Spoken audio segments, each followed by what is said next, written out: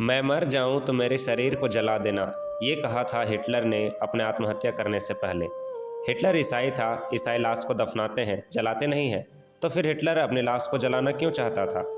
क्योंकि उसे डर था कि उसकी लाश को कब्र से खोदकर निकाल लिया जाएगा और उसकी लाश पर लोग अपना गुस्सा उतारेंगे, क्योंकि ऐसा ही हश्र कुछ उसके दोस्त मुसोलिनी के साथ इटली में हुआ था। मुसोलिनी को सरेआम फांसी पर लटका दिया गया था और हिटलर नहीं चाहता था कि जैसा हाल उसके दोस्त का हुआ है, कुछ वैसा ही हाल उसके साथ भी हो। 30 अप्रैल 1945 ये वो दिन था जब हिटलर ने आखिरी बार सांस ली थी।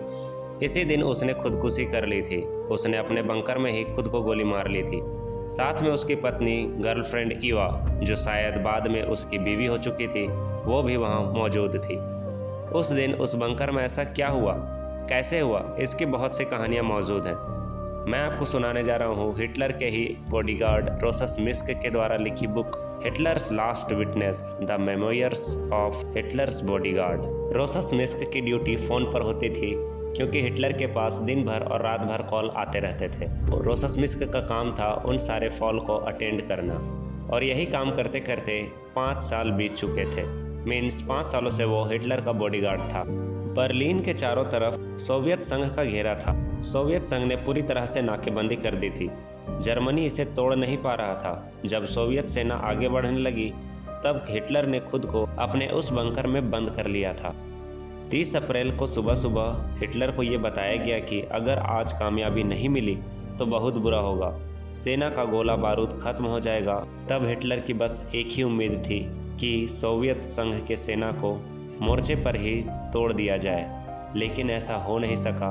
हिटलर को अब आभास हो चुका था कि अब उसकी हार तय है। अब उसके पास 2 ही ऑप्शन थे, मरना या घिसट घिसट कर मरना।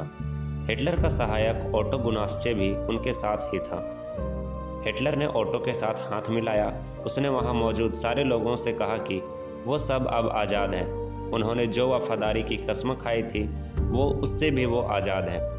इसके बाद ओटो ने स्टडी का दरवाज़ा बंद किया, फिर रोसस की तरफ देखकर बोला, देखना बॉस को कोई डिस्टर्ब ना करे। इस वक्त हिटलर ने तय कर लिया था कि अब वो खुदकुशी कर लेगा। वो जानता था कि यूं मर जाना लाख गुना बेहतर है, क्योंकि अगर वो जिंदा दुश्मनों के हाथ लग जाता तो उसकी बहुत बुरी दुर्गति होती। और फिर कुछ देर बाद में ही हिटलर ने पहले साइनाइड की गोली खा ली और बाद में खुद को ही गोली मारकर आत्महत्या कर ली। और ऐसा ही उसकी पत्नी ईवा ने भी किया। उसने भी आत्महत्या कर ली थी। 2 मई 1945 को सब खत्म हो गया था। रेड आर्मी शहर में घुस गई थी। रोसस बंकर से भाग गया था, मगर वो सोवियत सेना के हाथों पकड़ा गया।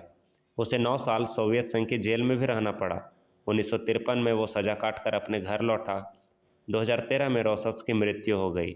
96 की उम्र में रोसस अंत तक वफादार रहा और उसने हमेशा कहा कि हिटलर सामान्य इंसान ही था, हिटलर क्रूर नहीं था, हिटलर शैतान नहीं था, लेकिन दुनिया तो कुछ और ही मानती है।